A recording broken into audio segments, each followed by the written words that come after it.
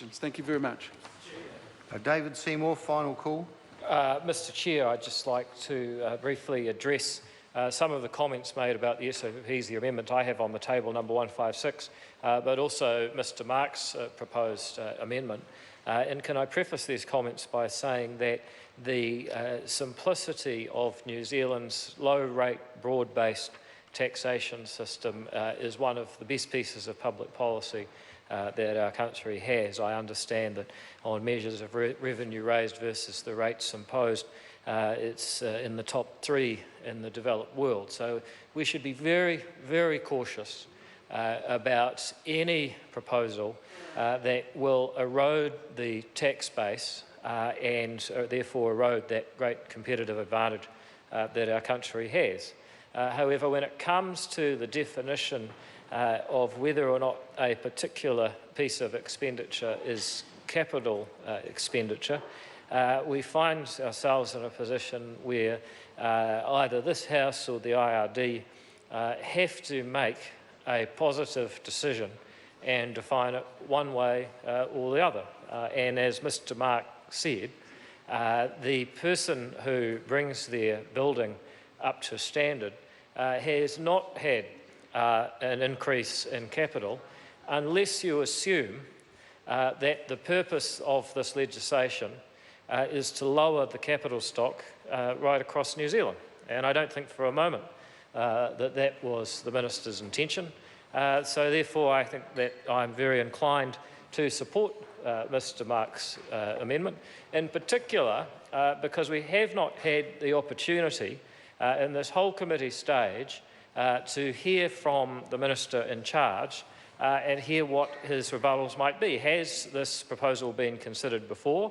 And if it was, why was it rejected? So that members might consider those issues as well. And Mr Speaker, it's unparliamentary to speak of the absence of a member, but hypothetically, if the member was present, he might have done a number of things. Mr Chair, he might have addressed the debate that many people around this House tonight would like to have. He might have demonstrated empathy and a genuine concern for the imposts that this government puts on New Zealanders and their property through regulation. Mr Chair, that would have been a very positive contribution to make, but I digress.